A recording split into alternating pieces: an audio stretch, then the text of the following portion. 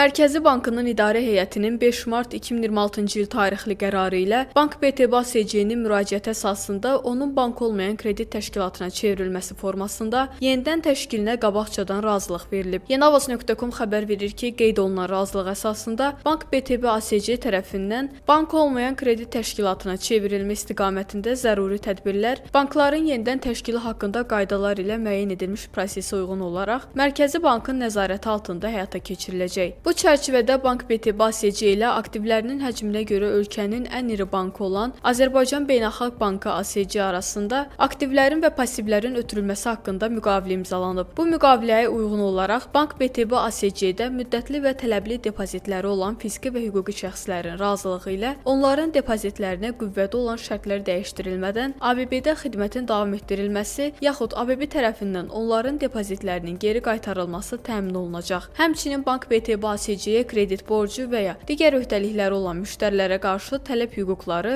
ABB-yə ötürüləcək və ödənişlərin qəbulu ABB tərəfindən həyata keçiriləcək. Sözügedən məsələlərlə bağlı müştərilərə məlumatlar ABB və Bank BTB ASC tərəfindən müvafiq kommunikasiya kanalları vasitəsilə çatdırılacaq. Bildirilir ki, Bank BTB ASC-nin yenidən təşkili bankın kreditorları, o cümlədən əmanətçiləri üçün heç bir təhdid yaratmır. Məlumat üçün bildirək ki, Bank BTB ASC-nin səhmlərinin 74,99% Mehdiyeva Nigar İsmail qızına, 19,1% Sadiq Rıza İsmailoğluna, 6% isə Mahmudova Tükəzban ağa qızına məxsusdur. Bank BTB-nin əsas səhmdarları olan Nigar İsmail qızı Mehdiyeva, Prezident Administrasiyasının sabiq rəhbəri Amiyanın keçmiş prezidenti Ramiz Mehdiyevin gəlinidir. Bankın digər səhmdarı Sadiq Rıza İsmailoğlu isə onun qardaşıdır.